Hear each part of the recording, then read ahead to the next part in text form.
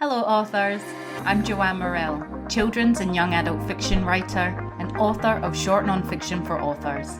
Thanks for joining me for the Hybrid Author podcast, sharing interviews from industry professionals to help you forge a career as a hybrid author, both independently and traditionally publishing your books. You can get the show notes for each episode and sign up for your free author pass over at the Hybrid Author website to discover your writing process, get tips on how to publish productively, and get comfortable promoting your books at www.hybridauthor.com.au. Let's crack on with the episode.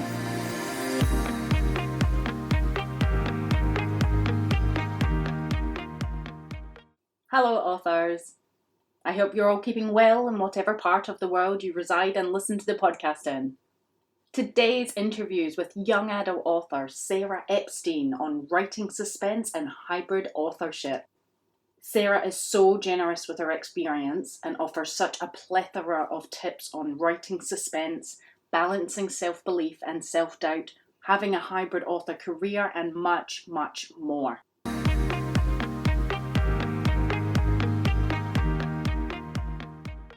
So in my author adventure this past fortnight, it feels like it's been a busy one. If you listened to the last episode, or maybe the one prior, you might have heard me talk about a big short story competition that was happening here in Australia called the Australia's Biggest Yarn. And I looked back through some old works to see if I had anything, and there was something there, but it wasn't quite ready once I started editing it, and I just didn't know where to take it, and I ran out of time, so I declined to enter that competition. Lesson learned from that might be not to just run off with the shiny things and know that you can't enter and be part of everything, I suppose. It just seemed like a good opportunity. But short story writing, I've done some of it at the start of uni, but it's not really my thing. And last episode I talked about schedule that I had put together about working on non-fiction one day, working on the podcast the next, working on my children's fiction some other days. And whilst that schedule kind of worked last week and then this week, I think I've come to realise that my process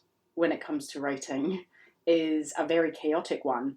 And I don't have just one, I have multiple processes, and I just have to go with whatever one suits that week. Monday, Tuesday, Wednesday, I ended up not just sort of selecting one day for one project, I kind of did a little bit of each project on the same day. So I worked on my children's middle grade novel, and I worked on my non-fiction book, and I was editing podcast episodes and the audio I recorded for author fears and how to overcome them. And that was good. I kept up that momentum for a few days and then just worked on something that had to be done, that had a time limit on it or anything like that. So again, I just have to know what needs to be done when and keep going with it. I have lost some time this week because I picked up some shifts at the day job, and that's been good for extra money. But yes, I obviously have lost some time to do some things. So I just wanted to say, even if you do make a schedule and if it doesn't go to plan, then just be kind to yourself. Know that life happens. It gets in the way.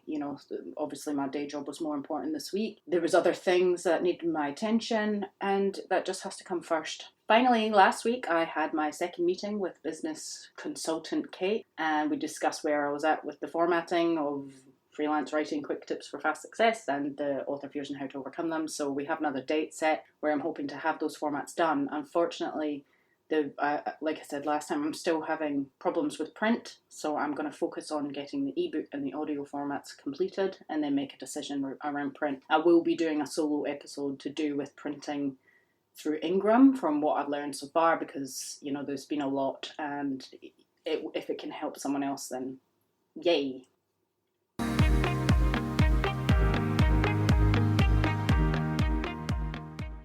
So if you love the podcast or any of the episodes have helped you further in your author career, you can now pay it forward by buying me a coffee over at www.buymeacoffee.com/thehybridauthor. You can also leave me a review of the podcast on whichever platform you listen in on, and that would be great to let me know you're enjoying it, you've got something out of it, because that's the point. So enough about me, let's crack on with the episode.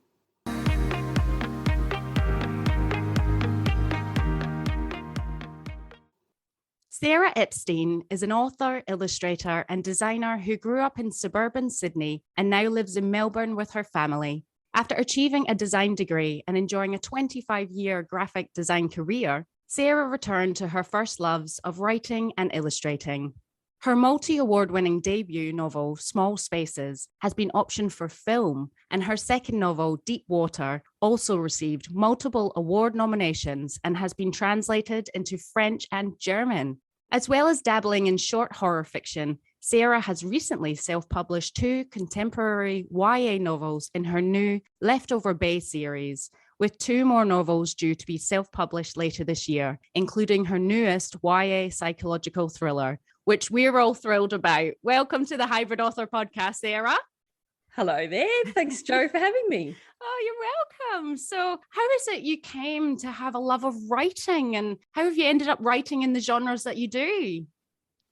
Oh, well, that's a good question. And it goes all the way back to my childhood. It ties in with the fact that I'm just sort of one of those, creative people. I guess I just sort of had creativity in my blood. And I suppose it was a little bit from my parents, because my mum was always a very avid reader, and she was also really fantastic at drawing gorgeous little whimsical princesses and things like that. And she had a love of art when she was younger, and I think probably kind of did nothing really with that. But I think I probably got my artistic gene from her. And then my dad, on the other hand, who was a mechanical engineer by day, he was a musician. So he was a singer and a guitar player, and he was had been involved in kind of music and bands and singing groups pretty much his entire life. So, I guess having that sort of growing up with that kind of creativity, and also seeing what my dad was doing, thinking, well, I can kind of bust out of these,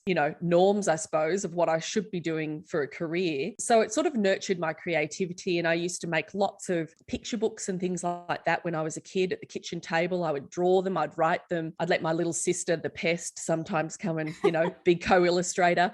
And then when I kind of got to my teens, I had a love of writing. Came about just because I was just reading so much, and I thought, well, I enjoy this. I wonder if I could do this. And I did a lot of what teenagers do. We write a lot of angsty poetry and things like that. And I thought, well, I'd love to write a novel. And I'd start these novels and they just wouldn't go anywhere. And it was so frustrating for me, because I used to think, can a teenager even be published? Like, am I just wasting my time? But I'd squirrel away in my bedroom, and, while all my friends were out and about socializing and doing things, and I'd be sitting there trying to write a novel. And then, I kind of leaned more into, as I was getting towards the end of high school, I thought, well, what am I actually going to do then for a career? What am I going to do with my love of art and drawing and my love of writing and reading? Back then, in the dark ages, there was just no creative writing courses available at the time, or if they were very hard to find. But they were mostly, if you wanted to get into writing as a career, you would get into copywriting or journalism, and I wasn't really interested in that. So I leaned more into my artistic and creative side, and I thought, well, I'll try and get into a graphic design course at uni, which I did, and then sort of pursued that, fell into a career of graphic design. Then I really kind of just left the writing behind then, which is really sad now to think about, because I was incredibly creative for the next couple of decades. I worked in graphic design full time. I developed my own design business after hours. I also created wedding stationery. For a while there, I had my own artistic market stall business where I, painted children's paintings and all sorts of things. Like, I did all these different things. And the one creative endeavor that I didn't pick up again was writing. And it wasn't actually until I'd had my first baby, and he's about to turn 17, so that kind of gives you a bit of a perspective about the timeline, that I sat down one day in a chair while he was having a nap nearby, and I just pulled out a notebook, and I'd been reading and buying so many picture books for him, and sort of falling in love with picture books again, falling in love with story. And I thought, oh, gee, I'd love to write a story. I'd love to write a picture book, even if it went nowhere. I just need to do something creative like that. And I sat down and I sort of started fiddling around with a picture book story. And interestingly, from there, this voice came into my head that was more of a like a teenage protagonist, and and it was like this mystery, and she had she'd gone back to visit this small town, and all sorts of things were happening, and I thought, what is this? And all I knew to do was just to write it down. In those moments when I was lucid and not sleep deprived, I thought, well, look, just write this down, because it's coming to you for a reason, and it could mean something. And so then after that, when I'd be pushing the pram and walking my baby around the the local neighborhood and things, this story idea was just playing in my mind. And so really that's kind of where it kicked off. And so, yeah, it was about 17 years ago, maybe 16 years ago, because he was a little bit older than a newborn. And it really evolved from there, but still not for a few more years yet. And I just sort of got this bee in my bonnet. I was quite determined then I was going to finish writing a novel, because I knew I had it in me to do it. I just didn't know how to do it. I did a lot of research and things like that, but back then there weren't anywhere near as many websites or podcasts or Facebook groups or anything like that. I think Facebook was still in its infancy. Well, not quite, but groups weren't really a big thing back then. And I didn't really have anyone to talk to about it. I didn't know anyone that was doing it. And then I found one writing forum that was American, had one tiny little subfolder of Australian authors in there who weren't very chatty. So it was hard to kind of be able to connect. But I gleaned a lot of information about the way the American traditional publishing industry worked. And that was when I sort of started to get serious about it. So quite a long journey. And, woven into all of that was all of my art career as well, and a lot of doubt and a lot of wondering whether, I should be pursuing the writing when I wasn't sure if, when I knew I was so good at my design career, it seemed crazy to kind of drop that and try and pursue something completely different. But what I kind of realized in the end was that both the things go hand in hand. So just me as an all-round creative, they weren't competing with each other at all. Now I try to use both creative talents. I'm trying to meld them together now as much as I possibly can. Yeah. Yeah, I definitely think there's a time and a place for things in our lives, and it's amazing that way back as a teen, you had those thoughts about whether you could write a novel. I just think that's incredible, especially at that age. And it is funny, I wouldn't know what people done, I guess, to find creative writing groups pre-internet times, and maybe just at the library or something like that, who knows. But wow, it sounds like you've had a dream and it's never left you, and it's meant for you. Very intuitive as well, I think, writing, when we have these ideas come to us, and what's for you won't go by you, that saying. Yeah. And I think there's definitely an element with it. My personality type in particular is that I can be quite stubborn. So I feel like if I think I'm capable of something, I have to give it a go, or else it niggles and niggles at me. And if it's not quite working out the same or the way I want it to the first time, I just have to keep pushing, because I get incredibly stubborn about the fact that, no, I decided I was going to do this. And I haven't seen it through properly. So I'm just going to keep pushing. And, sometimes I guess to the project's detriment, but usually things work out well. And, there's a big element of that in not letting things go, not letting old projects go, and not letting this dream go, I suppose. And it's funny because I never really pictured it as one of those things like, oh, I'm so passionate about this. It's a dream. We've got to follow our dreams. Yeah. It was nothing. It was very much like, no, this is something I want to do. How do I research this? What are the steps I need to put in place? And it's probably that sort of pragmatic attitude that I've always done with any of the steps with, like when I was a teenager. Okay, well, I'm artistic. I've got to earn a buck. So therefore, what can I do that's artistic, but it's a paid career? Okay, design. So what have I got to do to get a portfolio together? How do I get into uni? Once I've got out of uni, how do I get my first job? How do I get my foot in the door? And so I suppose with writing, it was just naturally all of those things too. And being able to find information about how to go about publishing, or being published, that was, took many years there. I suppose there was probably a solid 5 years there of, while I was writing and trying to finish the first novel, there was a lot of information gathering as well, because I didn't feel qualified. I didn't feel comfortable. And now I realize, I kind of wish that I hadn't been so worried about all of that, and that I'd thrown my hat in the ring maybe a little bit earlier. I definitely wish that I'd made some decisions about the first and second books that I wrote earlier, because it was actually the third book I wrote that was my first one published, which was Small Spaces. But I always feel that nothing's ever wasted. And, I definitely go back to my roots as a teen, and also the first books that I wrote and the first scribbles I ever wrote. And all of that I intend to put out into the world in some shape or form, because I'm stubborn.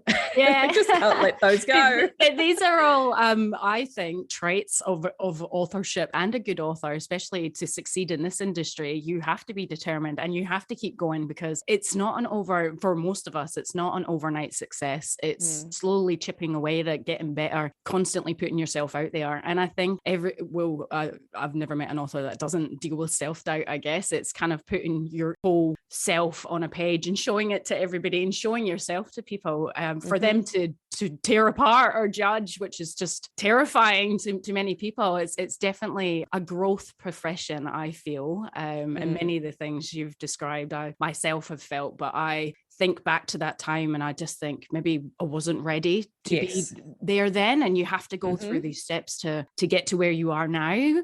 And for you, that's 4 YA novels and short stories as well. Can you tell us, obviously talking about growth in between your books, after writing each one, have you learned something different after creating each work? Has there been aha moments each time you've written something and it's gone out into the world? Well, interestingly, I think I thought my process was sort of the same, for each book. And I realize now it isn't. Each book or each story is, the process can be quite different, but generally a lot of the things I do are quite similar. But one thing that I have learned, in between, and also even before I started, I've learned it more since I've started publishing books, I suppose. And that is just in terms of being a reader. I now appreciate just how much time and sacrifice goes into writing novels or writing short stories, and just writing in general, writing for publication. One thing I now appreciate as a published author is that even books that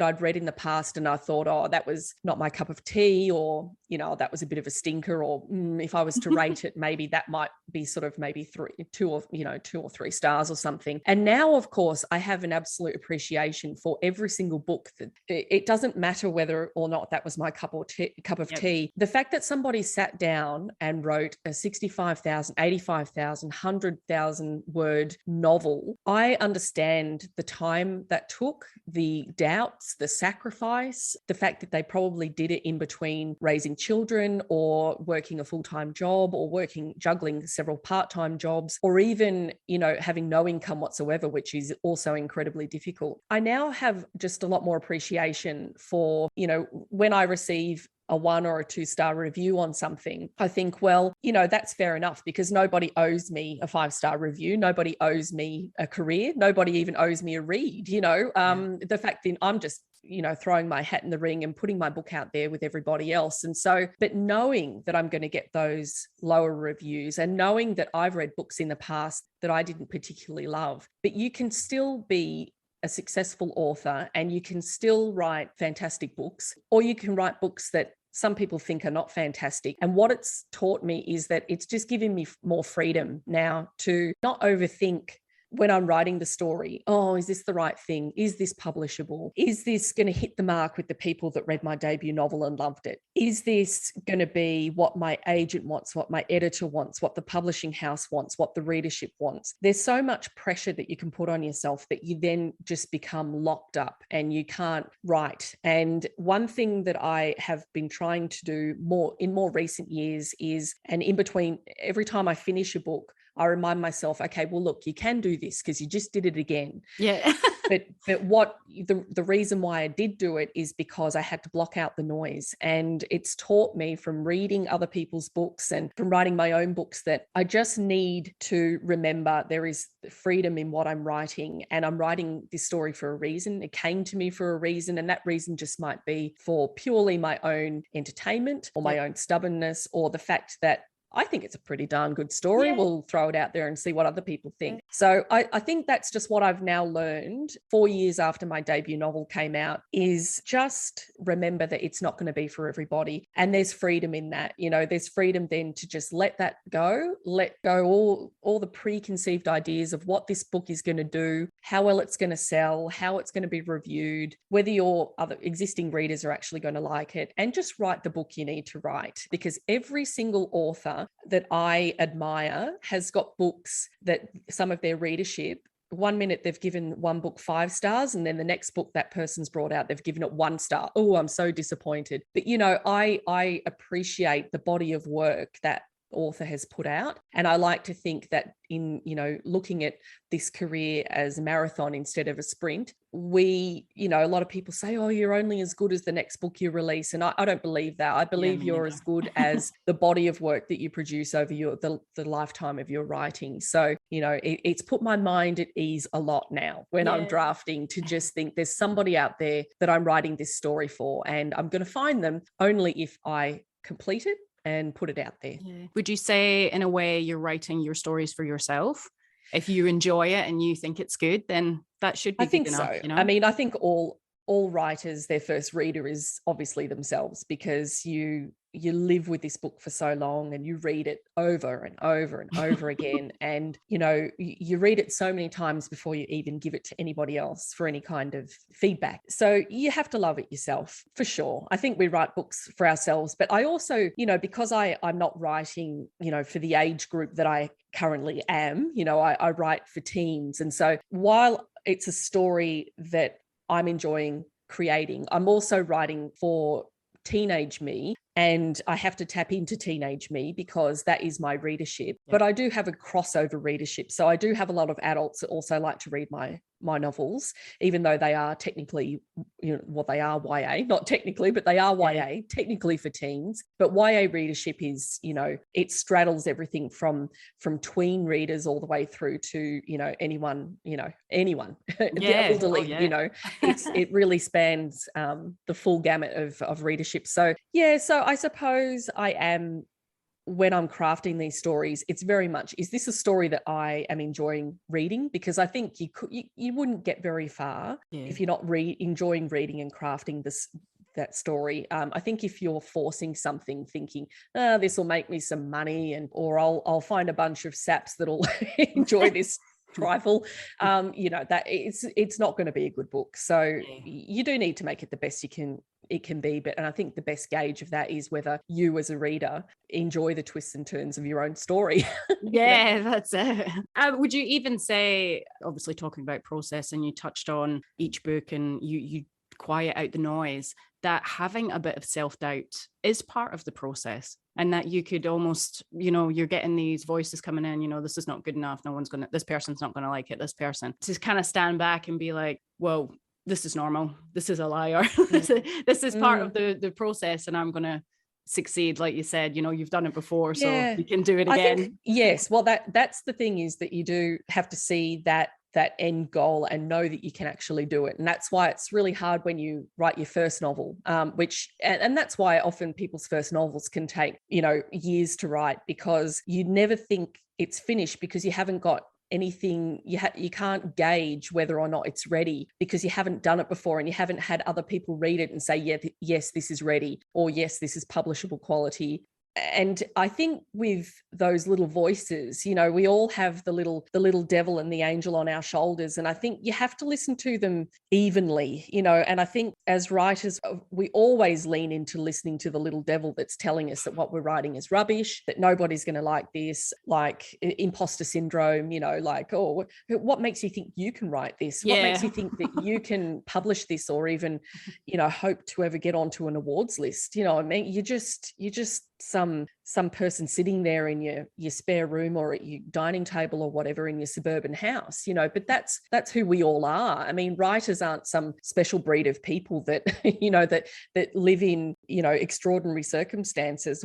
All of the people that write their debut novel, or most of them, are just people with this dream, you know, to just sit there and, or this little stubborn niggling that I want to give this a crack. I reckon I could do this. And so you have to kind of really listen to that little devil on your shoulder enough to be able to be objective about your work, and to, you know, obviously make the edits and things that you need to make, and to know, okay, this is way too, you know, the word count on this is way too high. I'm going to have to go in. I'm going to have to ruthlessly cut things. But you also need to listen to that little angel that is telling you, this is good, you know, this is good. There's somebody out there that wants to read this. Hey, that's a good sentence that you wrote there.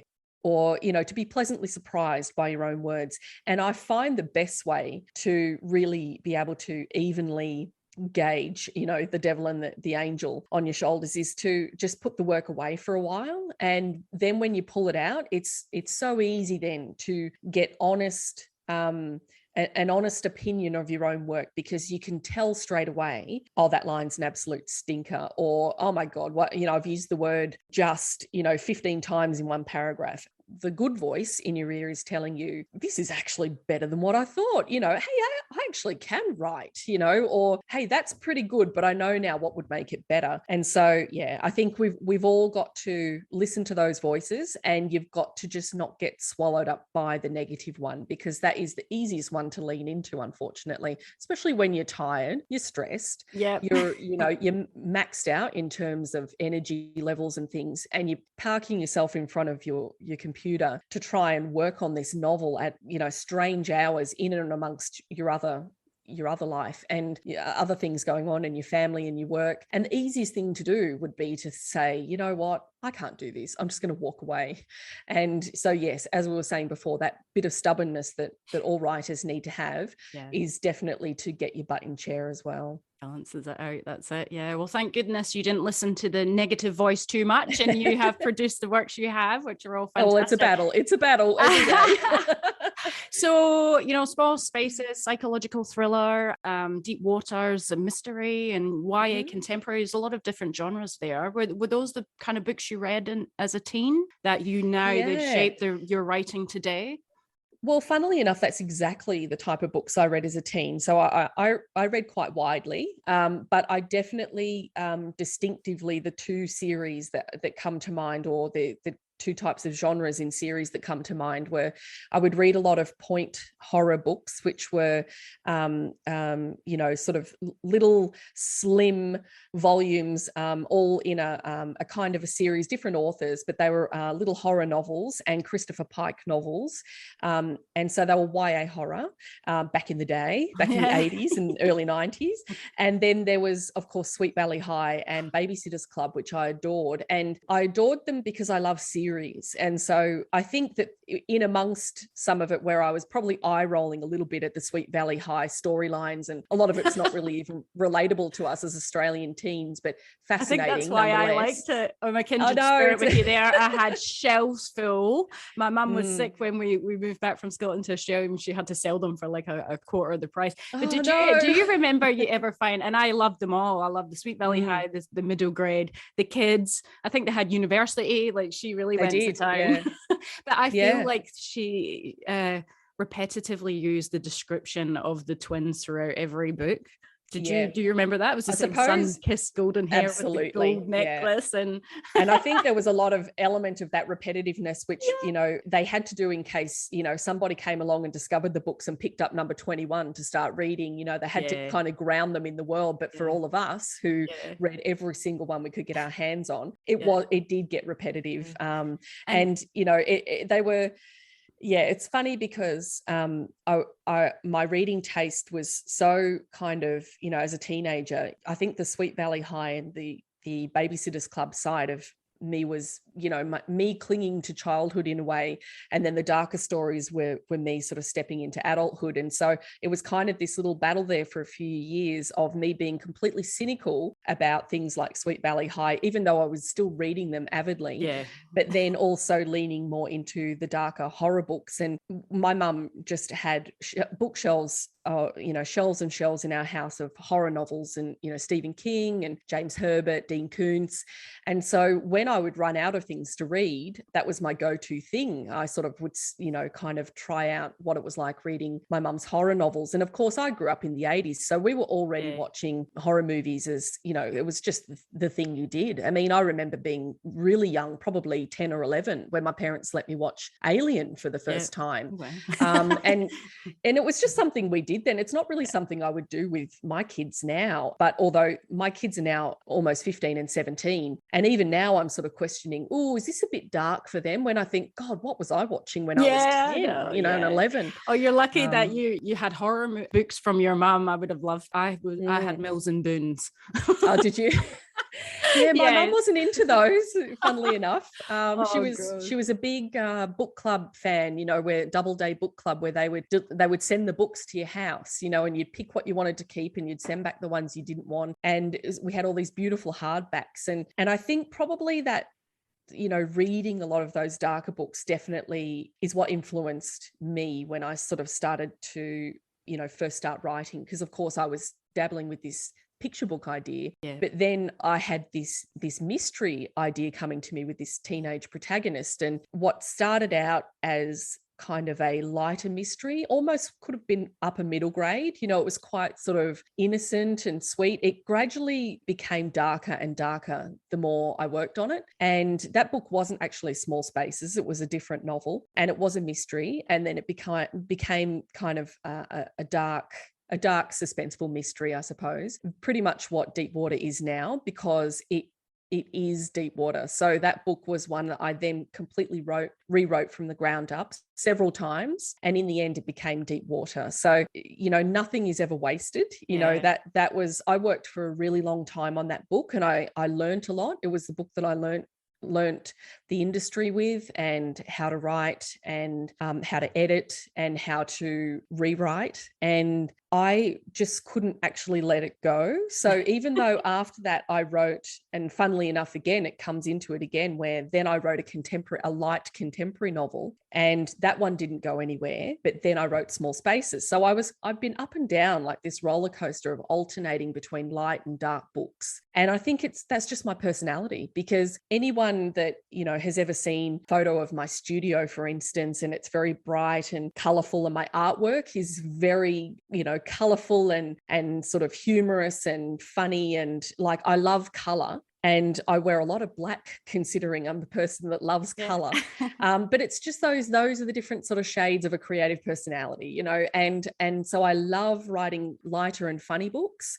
And I love writing picture books, humorous picture book ideas and things. But then I also absolutely love darker books, dark thrillers, chewing your fingernails, horror, and all of that. And I think, anybody that tries to kind of categorize me into one area would be completely wrong, because I'm actually, my tastes are very varied. That's amazing. So reading all these genres has helped you write the books you've wrote today. Do you start to kind of critically read them, I guess, to pick up when you started writing the mysteries, psychological thrillers and things? Do you structure them in a certain way that you feel the books that you have read follow? Oh, I think I do, but I think with I am definitely a plotter. So I'm a person that I need to have a bit of structure before I start. So these days, and just going back to what we were saying about do things change from book to book? And these days I'm becoming a little bit more pantsy in my approach. So I'm sort of flying by the seat of my pants a bit more when I'm first toying with a book idea. And so sometimes I'll actually write maybe, kind of a chapter or two, or 20,000 words. Or, it varies, just to try and get the voice and try and get the vibe and see, to try and figure out what this book is that I'm trying to write. And the book that I'm working on at the moment, which is another dark psychological thriller, when I first started working on this, it was just this kind of, it came from a concept rather than characters. Often my story ideas will come from a character, and I think, oh, what's happened to this character? What's the situation that they're in? Whereas this time I kind of started with more of a situation, and then thought, okay, well, who were the people in this situation, and how has this situation come about? And the ideas become incredibly kind of complicated and convoluted, and some of them are good and some of them are rubbish. And so it's sort of sifting through those ideas. And part of that sifting for me is I need to start writing some of it and start to lay a few kind of clues and some red herrings and things and think, okay, am I going to answer that question later, or is that going to be a red herring? And then the ideas will sort of start to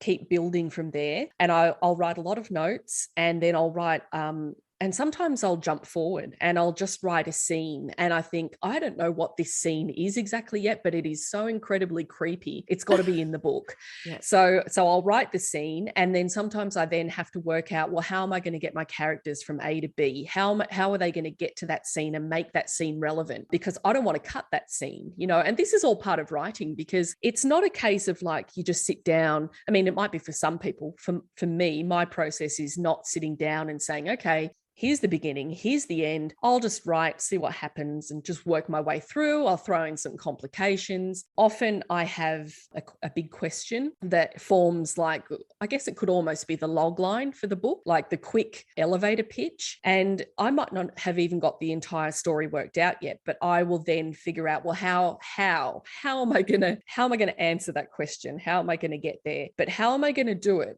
where the characters think I'm answering the question and they're quite satisfied, or they think, oh, they pat themselves on the back because they think they guessed it, you know, earlier in the book. But then I'm going to put a twist in there, and I'm going to actually say, no, that wasn't the answer.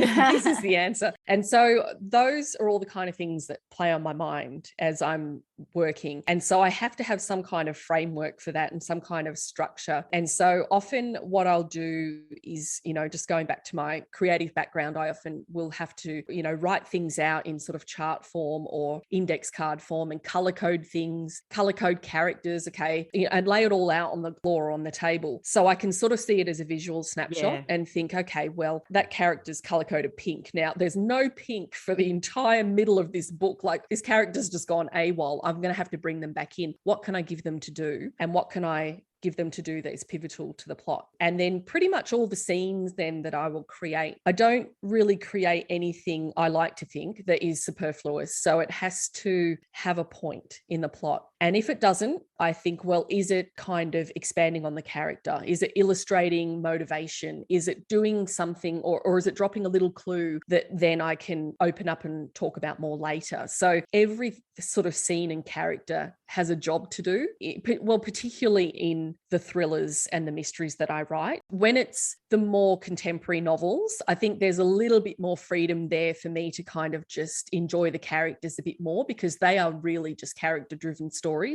Although I say that, and yet I think whatever genre I write, they're always character and plot-driven. But I think with the contemporary stories, it's definitely more what the main character is doing and the things that are happening around her that are driving her certain ways throughout the story. Whereas with the darker stories, I can have all sorts of other elements at play that definitely drive what the characters are doing, but also can really throw in some curveballs for readers and have them guessing and going off on tangents. And, you know, one of my favorite things is when I read reviews and people say, oh man, I went off on a completely different tangent. I thought it was going to be this and it wasn't. So I was pleasantly surprised, or I must be really, I read a review recently and they said, oh, I must be a bit sick in the head because I was sort of starting to think it was this. And I thought, it's funny because they don't realize that I steered them in that direction. You know, they think they got there on their own. But it's carefully crafted. I like to think that I set up these red herrings so that they will go there, because I have to distract them. I need to use smoke and mirrors to distract them from what the actual story is and who the actual bad guy is, or what's actually happening. And, you know, that's what's so fun about red herrings and things and curveballs and twists, but you have to plan them in. And so writing the kind of twisty stories that I do, you couldn't, if anyone can do that by flying by the seat of their pants, then they're amazing. And I want to sit down and I want to have a writing session with them and find out how they do it, because I find these things you really need to plan and have a framework. Would you draw on real life, I suppose? Because in my mind, I feel like if I was to do something, which I don't write suspense at all, but if I was to do something like that, I feel like I'd go off on this big tangent that was probably really unrealistic, that we probably have the reader going, oh, that wouldn't happen. No. It's funny. Readers say that a lot. I read book reviews of a book that I've read, and I'm as a reader, I can easily suspend my disbelief unless it's when it comes to horror and mysteries and thrillers and things, because I just love a good story. So Yeah. I don't necessarily think, oh no, why would she go there when she's just seen or heard that? It's so unplausible. But then I also appreciate the fact that the author is trying to create an entertaining story here, and within the parameters of human behavior. Yes, it's very plausible that she would go there. I personally might not, because I might be a chicken or a scaredy cat. I probably would, because I'm stubborn. Yeah. But I think, when readers leave reviews saying, oh, this would never happen in real life, and then you find out that the story has been based on something that's from a true story, true story or true crime podcast or something, and you think, no, these things actually do happen in real life. But those, of course, those reviews, it runs the gamut with reviews. You get people who just love the way stories are crafted. They fall in love with characters and will follow that character anywhere through the story. And then you get people that are just all about finding plot holes, and this didn't work and that didn't work, or I don't like purple prose, I don't like this, or this was too simplistic.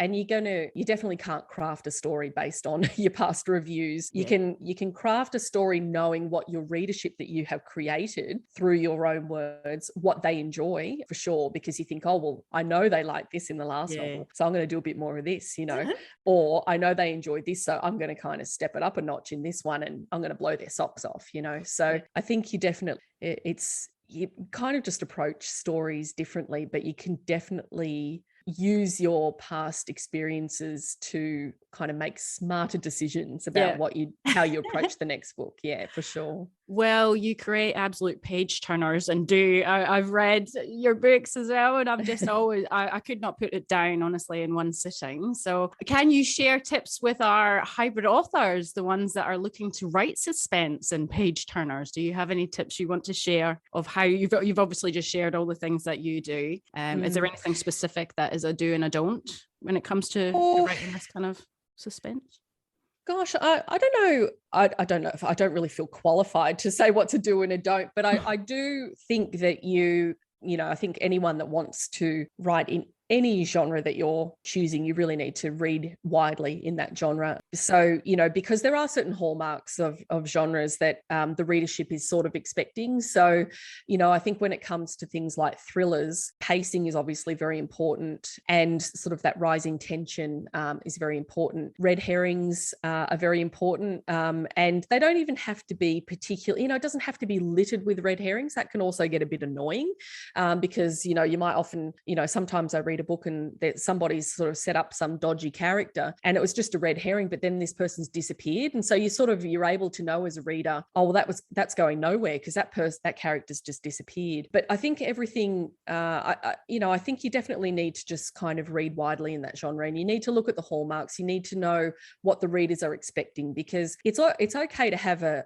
genre bending book where, it might straddle a couple of different genres, but then you also need to make sure that you're touching on what readers expect in those genres. And if you don't, you can write any kind of book that you want to write, but if you want to be marketed in a certain way by traditional publishing, or if you want to market your books alongside other comparison titles and things like that, you need to sort of have a clear idea of what those readers are going to expect with your sort of book. So in thrillers, the way it played out, if the way you set it up in the beginning of the book is kind of the question that you set up is answered at the end without any twists and turns, or is very easy for the readers to guess, it's going to fall incredibly flat for them at the end. In terms of me writing for a teen readership, I'm very, very conscious while I'm writing that I could lose that reader absolutely anywhere in the story, anytime. They'll put the book down and move on. Teens have a lot of distractions.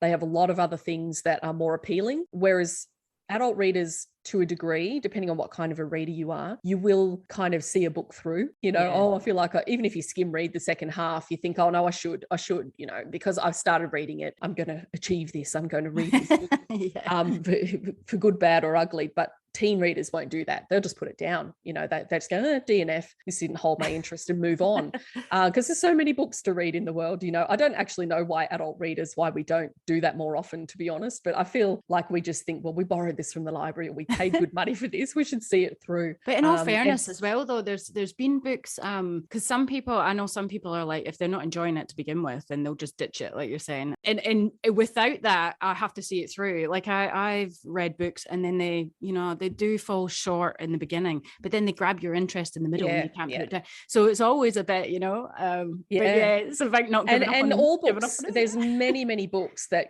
readers, especially now, I mean, I'm not really making a big sweeping statement about society or anything now, but we do have a tendency to have a short attention span just because of the way media is delivered to us now. We can binge read, we can binge watch, we can get books onto our Kindle within 2 clicks and be reading it right now. If we've just read a review and we think, oh, that sounds interesting, you can get the book instantly. And so there's no kind of that delayed gratification. We can just get straight into it. And if we want to watch a series, we can sit and watch it all in one day if we want to. And so I think, it's with teens, there's definitely that kind of an issue. And I think with us our reading habits, I think if there's a tendency for people to think, oh, it's a bit slow, I want gratification right now, they'll put it down. Whereas often, the setup with books, you do need all of that at the beginning and you need readers to stick with it because the payoff later is going to be really good. And if you didn't have all of that, that setup at the beginning and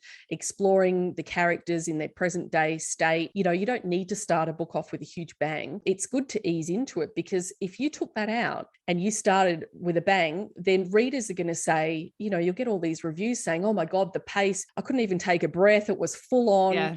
It was too fast. It was, and the characters weren't well drawn. It was implausible that they would do this. Oh, this came out of nowhere, and what they don't realize is when they kind of bag out a book for being too slow in the beginning is that was all really incredibly useful information. It's just up to the author to figure out the way to deliver that information so that it is enough to hold their interest. And, often that can be done well in thrillers and mysteries and things by just throwing them a bone, throwing them a little bit of a weird little, character trait or a weird clue or somebody's little, kind of comment to somebody else or their little internal thought about something from their past. And that's usually enough. And as long as you then keep revisiting that, I find with mysteries as a reader, if the author isn't sort of throwing me a bone every now and then, I'm going to get frustrated. And depending on what kind of mood I'm in, I usually stick it to the end because I want to see how they're going to reveal everything. But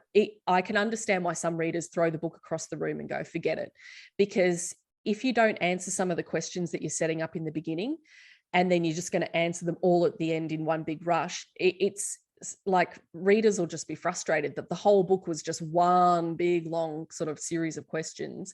That obviously can work really well, but I find that readers like to get some answers along the way because it helps them eliminate their theories about where they thought the story was going, or it adds fuel to the fire of what they were thinking. Yeah, this is what's happening. And oh my God, this is going to be a big payoff at the end of this book. So I think that's just one little tip with mysteries is it's really great to set up all those questions, but I think you do need to answer some of them throughout the story and not just leave everything till the end. Yeah, no, that's incredible. We just recently with my book club read the Van Apfel Girls Are Gone. I don't know if you've ever heard of that. And it's a cross between The Suicide Virgins and Picnic at Hanging Rock. And the discussion was quite interesting around it. And it was good to talk about it because as people brought up things, it was kind of like, I didn't get that. And then she didn't really end it. It was kind of left open to the reader, which a lot of them didn't like. And they wanted a bit more, Something I think I get why she done it, but I think a lot of people wanted a bit more. And that's interesting conclusion. Because we were talking about open-ended things with just a panel that I was on the weekend talking about short horror stories recently published in an anthology put out by Wakefield Press for teenagers. And it was really interesting writing a short horror story compared to writing a novel because it's, completely different. I found it actually easier to write a novel, but once I sort of found my rhythm, You know, I think for me, writing, say, 1,000 words short story is incredibly hard, but we were able to write a 5,000 word short story, and you can definitely set up a good,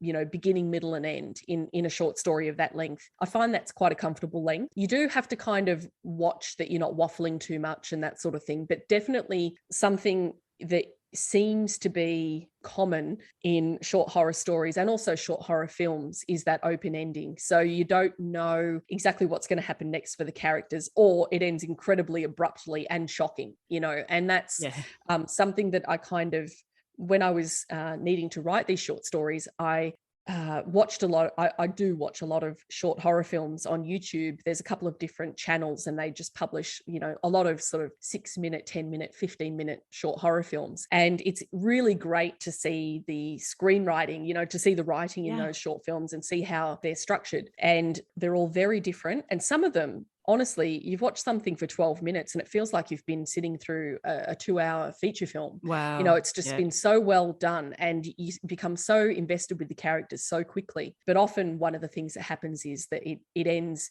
kind of in a shocking moment and it leaves it up to the viewer or the reader to then have to kind of imagine what happens next. And that obviously is very different to novels, because in novels you really need to give everyone answers. And I think people, if there's an open ending in a novel, it can go either way with readers. And so some people will then, you know, give the entire novel 1 star because they didn't get an answer at the end, even though they might have enjoyed the entire story up to then. Whereas sometimes open endings can work really well. But I personally prefer a definitive answer at the end, because I will walk away then feeling in this weird floaty state of, you know, feeling quite unsatisfied and sort of like, unsettled, I feel like I haven't finished reading the book. You know, I didn't get the whole story. And that it's kind of this uncomfortable feeling that it's like a hangover. It's a bit hard to let go, you know, for so it could go either way, I think, with those open endings. Oh, that is all incredible tips there. Thank you so much. So your books, your psychological thriller, Small Spaces, and Deep Water, you are published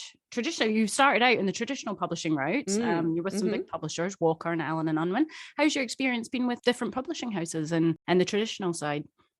Well, it's been probably a little bit different to what I thought it was going to be. I think anyone going into, you know, the publishing industry, we have no idea what it's like before we get into it. And you kind of have all these, you know, these kind of hopes and dreams about what it's going to roll out like. And the cold hard reality is that for most of us, it's not really, you don't become kind of, you know, these big name authors. You know, we're not all James Patterson or Colleen Hoover. You go into it hoping that you're just going to be able to find a readership. And so for that, I was very grateful. And, you know, we have a good, strong YA community, though quite small, but very strong and supportive in Australia. So stepping into that and being able to kind of be welcomed into that with open arms was really helpful, because I don't know if I had debuted with an adult book, depending on the genre. There's probably, you know, if you wrote particularly in romance, or if you wrote in mysteries or crime or something, you probably would have a little bit of a club, I guess, you know, of fellow authors that write the same genre. But it's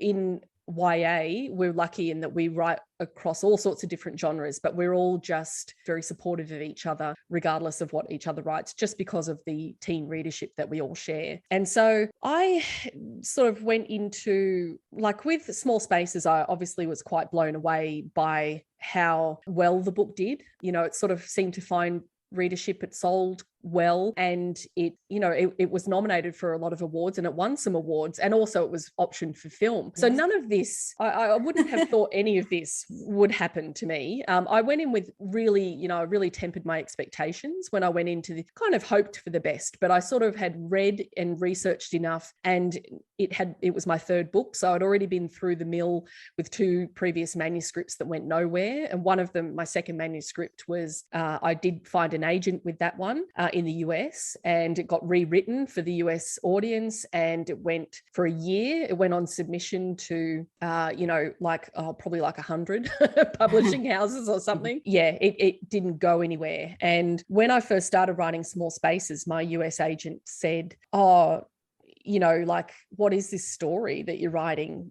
Don't you want to try writing another contemporary? And I said, no, I feel quite strongly about this story. It won't let me go. I'm very interested in it. And when I showed it to her, when she read the first 50 pages, she was not really into it. The feedback that she gave me, she didn't really like the structure of it. She didn't really understand what I was trying to do with it. And so we ended up having to part ways because I felt very strongly about the book. And she was, I think, probably a little bit offended that I pushed back on her feedback of how she wanted me to kind of rewrite it. Yeah. And so that was actually a really good decision, to always listen to your gut, because I knew that we weren't ever going to kind of agree on it. And I knew that I was going to get pushed into a certain direction. And I suppose for me, that was kind of an indicator of what traditional publishing was ultimately going to be like for me. It was always going to be a little bit of a battle with what people in the industry want me to do versus what I want to do. And I don't mean the kind of books that I write, but I also just mean my expectations and the kind of material that I'm given, and to not be able to have an opinion on it, when it comes to book covers or promotional material, that kind of thing. It's from my background, having worked in graphic design, but also having worked I had my own business for, I think I started my first business when I was probably about 1998,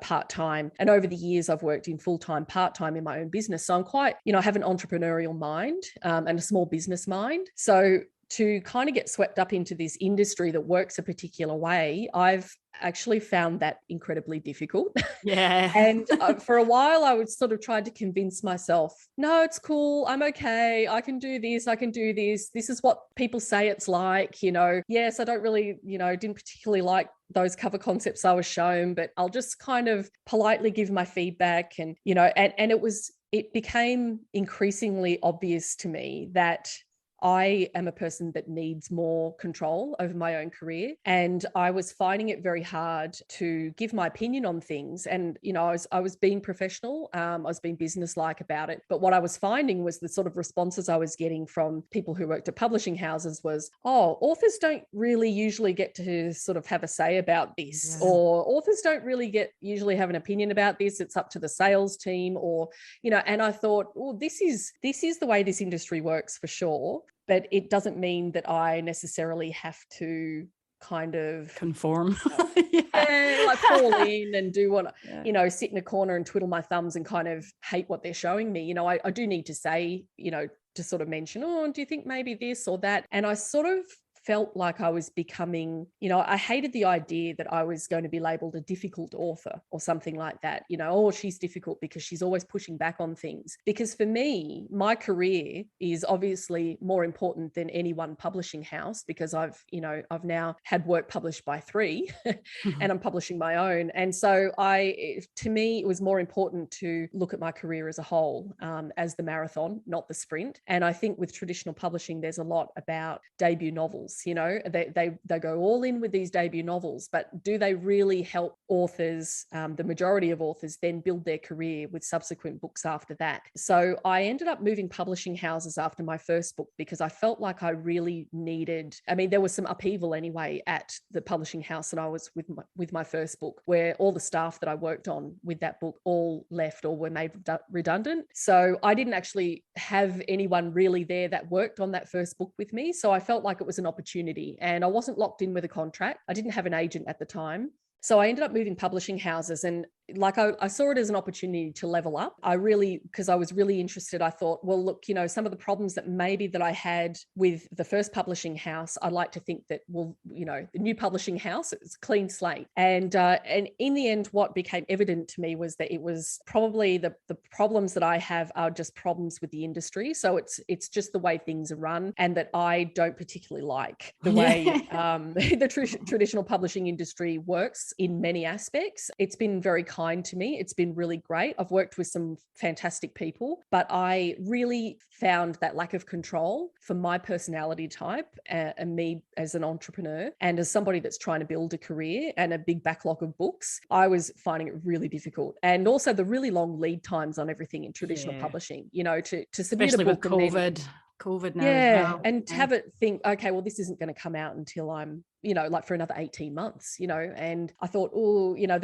it came to a head. There was a few different things, but I realized that I had a sense of dread about working on a third book with a publishing house. And I thought, Sarah, that's not right. You know, if you are dreading the idea of doing this, that is wrong and you need to change something now. And so that was when I just decided, that's it. I'm going to look at this self-publishing idea that I had for quite a long time, actually. And I thought, I think the timing's right now for me to do something. And my second book, Deep Water, came out during COVID. It was released the month that everything shut down in Australia. And it was incredibly difficult. And I couldn't do any events. I couldn't, see any readers in person. My books went into bookshops that then closed.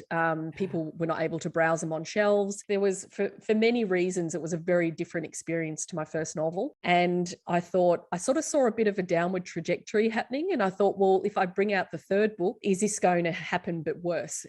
And I thought, well, I need to prevent that. I need to take back control, because I was just getting increasingly depressed and stressed I can imagine about what was going to happen. And so that was why I switched genres, because it was something that I had been planning for a long time. I had been interested in self-publishing actually way before, like probably for about 10 years, when I had finished my first novel and I was just starting to look into traditional publishing and getting an agent. And, there were the stories back then. It was the first wave of self-publishing success with people like Hugh Howey and Amanda Hocking. And, it was really interesting to me that they had these incredibly popular self-published books, and that then publishing houses were working with them to kind of snag their paperback rights, but letting them keep the ebook rights. And I thought, this is all so interesting. And I thought this, there was a lot of stigma attached to self-publishing back then. And I didn't buy into that stigma. I thought, no, I know there was probably a lot of people that were self-publishing books that were unedited and with dodgy covers, and they just didn't have the quality of a self-published book. However, I also knew that there would be quality in there, and that anyone that has taken the time to complete a novel, they are working just as hard as somebody who has got a traditional deal. So then what I decided was that at some point, the second book that I wrote that did not end up getting a traditional deal, I thought, I'm going to hang on to that idea and I'm going to keep it in my back pocket, because one of my mantras is nothing is ever wasted. And I suppose if I could give any advice to any aspiring authors out there, is that you get a lot of advice from people to, put that first novel away in the drawer, don't look at it again. It's rubbish. It was the novel that you learn how to write with. But for me, I put a lot of time and sacrifice into writing those books. I wrote my first three novels I wrote when I was also running a design business from home, and I had small children. Yep. And I was writing those books at sort of from 8 o'clock in the evening to 2 a.m. So I sacrificed a lot to actually get those written, and for nothing to ever happen with them was just galling to me. I couldn't stand that idea. And so I have really gone back and I've really mined all of my early writing to create new work, to rewrite it, to reshape it so I can reuse it, because I refuse to just let them go. And so the series idea that I came up with for my new contemporary novels was taking that contemporary novel that didn't sell in the US and rewriting it, reshaping it, and then some of the other novel ideas I've come up with over time, and I've just sort of scribbled them down. I thought, well, how can I link them as some kind of a series of companion novels? And so that's what I did. And I thought, well, I'm just going to start releasing them myself, because, I knew that traditional publishers would just want thrillers and mysteries from me. That's it, yeah. They don't want me to switch genres. That's too hard for them to market. Yeah. And so I thought, I'll do this. I'll take the reins. I'll do this myself. And I probably because of my entrepreneurial mindset, I love learning new things. And I have been listening to self-publishing podcasts probably for about the last 2 or 3 years, just constantly. Even though I was in the process of traditionally publishing a book, but I was still just really heavily into, self-publishing and hearing what self-publishers were doing. And everybody in self-publishing was really generous with their information. And, things in traditional publishing can be quite hush-hush, and nobody talks about this. Nobody talks about sales numbers. No one talks about money. Nobody talks about clauses in contracts. It's all hush-hush. And the only person that benefits is the publishing houses. It does not benefit authors at all. And we all need to talk more honestly about our experiences in the way that self-publishing people do and hybrid authors do, because that sharing of information, knowledge is power. And it really helps us to negotiate better contracts and to also drive our careers differently. And so for me, it's put that fire back in my belly again. That feeling of dread is gone. And now I'm just feel excited about my writing again, because I am definitely still interested in traditional publishing for sure. For the next little while, I will be self-publishing, but I've definitely got I'm working on and brainstorming some book ideas that will lend themselves much better to being traditionally published. But yeah, at the moment, I'm pretty excited about what I'm doing. And it's, finding the readership is different. I had sort of hoped that my current readership for YA would just transfer over and they would want to read my contemporary stories. But what I'm quickly learning is that isn't the case. But one of the main reasons that I went into hybrid publishing and self-publishing is because I want to reach that international readership that I can't reach from just traditional publishing within Australia. And I know that there's people out there that will enjoy these books. And I have a, kind of a promotion and advertising plan that I'll put into place when I have more books in the series ready to go. And it really excites me. And it's just fun to think about. And all of those ideas that I have they all have potential, because nobody that I do have an agent, but these ideas are not being pitched to the agent because there's stuff that I'm working on myself. And so really my first feedback will be from my beta readers as to whether they feel it's a viable story. And if they do, then I feel pretty confident about putting them out there. So yeah, it's exciting.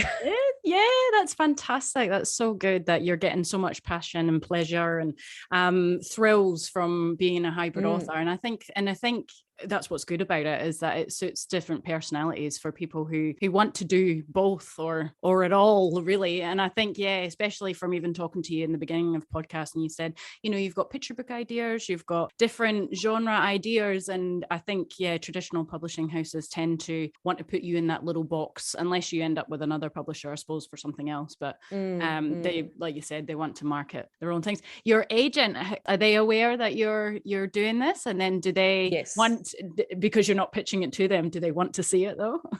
I'm really fortunate that my agent, Alex Adset, she and I met through when I actually got her to consult on the contract for my first novel.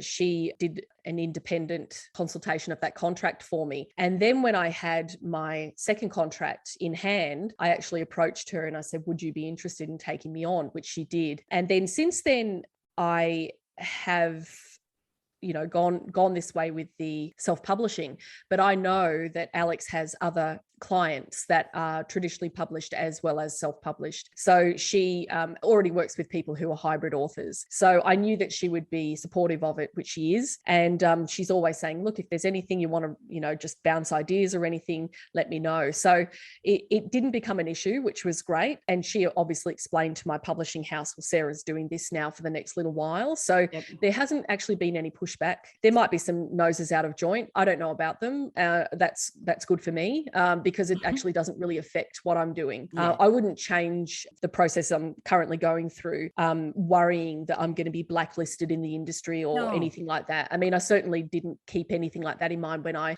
jumped from one publishing house to another, because I think if it's dangerous territory when you do that, when you start to, the people, authors that I speak to, especially those who are aspiring and they're not yet published, they're so concerned about making sure that they're not putting their foot wrong, or that they're not saying the wrong thing or doing the wrong thing, because they're so worried about being blacklisted, or that, that some publishing house is not going to read their work in future. And it's that power imbalance where the authors are the ones always on the back foot, even though ironically we're the ones with the talent that have produced the product that they are all going to make money from. And so it's always been a little frustrating to me that we get no say when it comes to certain things, or that we might be labeled difficult, when it's actually our career. These are our stories, and these are the books that we are writing, and they, as publishing houses and agents and editors, are helping us facilitate getting those out into the world. But with things like self-publishing now, it really does show that there are other avenues that people can take, and that if the traditional publishing industry is constantly slamming doors in your face and saying no, no, no, the way that self-publishing has evolved so much now, and there's so many opportunities. You can publish a fabulous quality paperback that is on par with what the traditional industry produces, and it looks no different. The quality is fantastic, and you can have it, you pay for professional editing. And so it's side by side with a traditional book. It's no different. And you can, if you can work out how to get that out into the hands of your readers, then there's no reason why you can't get those stories. I hate the idea that people's dreams are crushed, and, they think, well, I've written 10 books and I can't get published, but I guess it's just never going to happen. That's heartbreaking. It's absolutely heartbreaking. And to a degree, that was almost happening to me, where I had some stories that I thought, man, I worked for years on that book. I don't think it's rubbish. It's just the traditional industry has told me it's not for right now. Yeah. And a lot of the books a lot of the rejections I got from the American publishers on my second novel was it's just not big enough concept in such a crowded market.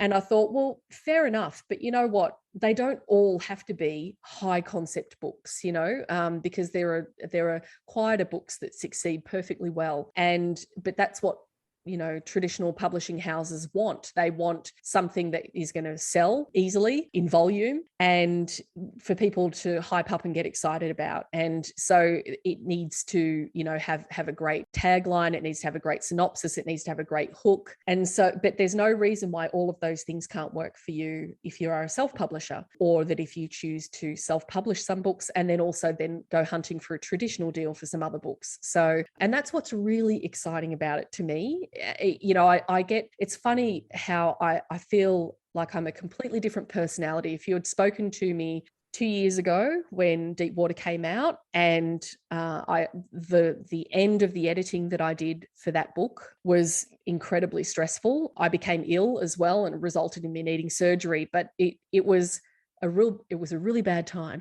Yeah. And then when it released, after all of that, it kind of fell a bit, by most standards, it didn't fall flat, but by my standard, and holding it up next to my debut novel, it kind of fell flatter than what I would have liked. And it was, working on the next book after all the stuff that I'd gone through with the first two books, the feeling of dread, you compare that now to, like, I honestly had considered walking away and doing something else, which is the saddest possible prospect for anybody that has a passion for writing. And it's such a shame for all of us if people do that, because these stories that you have in you, they are worth telling, and you will find a readership for them, but you won't unless you get them out there. Yeah. And you've got these two different ways of being able to do that. And I get so revved up now talking about the books that I'm working on, and the possibilities and the series that I want to create, and and pseudonyms and different readerships and genres that I want to write in. A couple of years ago, I was ready to walk away. So it's amazing what hybrid authorship, or just full self-publishing, for those that go that way, it's amazing what opens up for you when you start to explore it.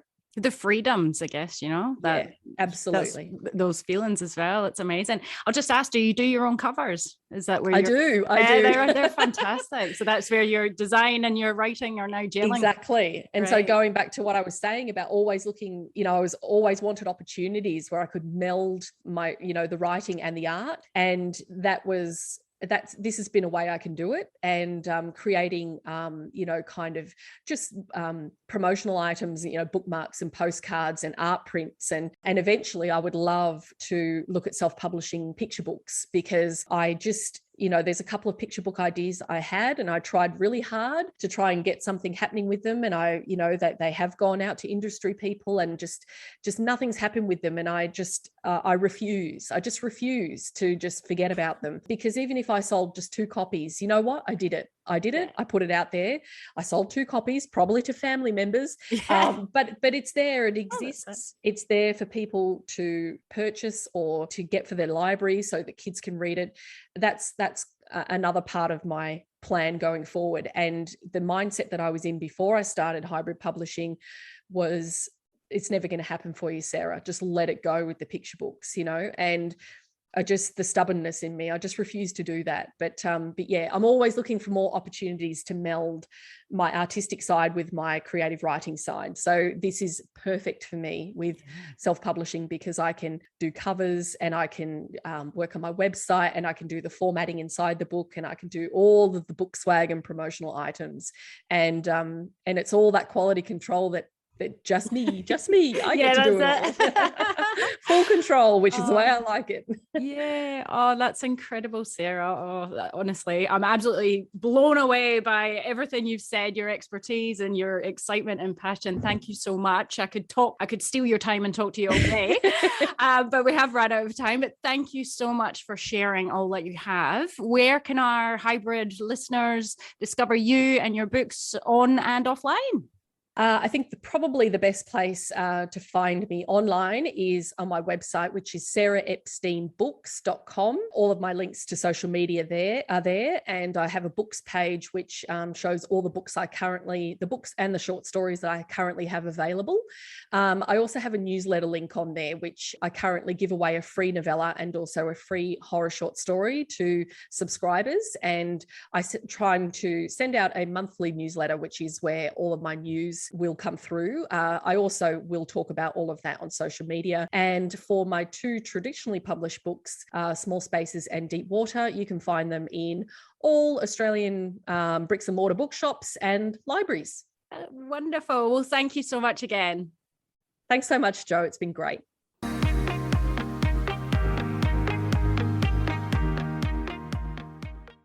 So there you have it, folks, the sensational and so inspiring Sarah Epstein divulging her incredible hybrid authorship expertise there. If you haven't ever read any of Sarah's books, you are sorely missing out. Once you pick them up, you just don't put them down until they are read cover to cover. So get out and buy some now.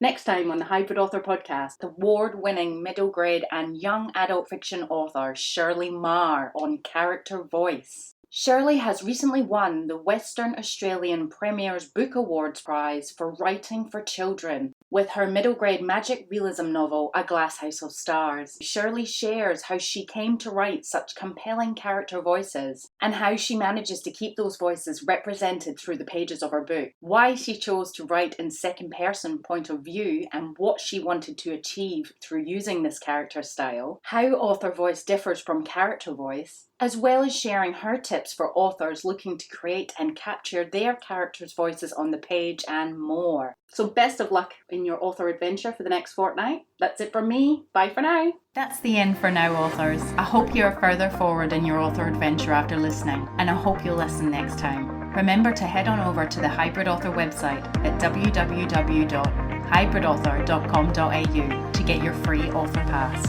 It's bye for now.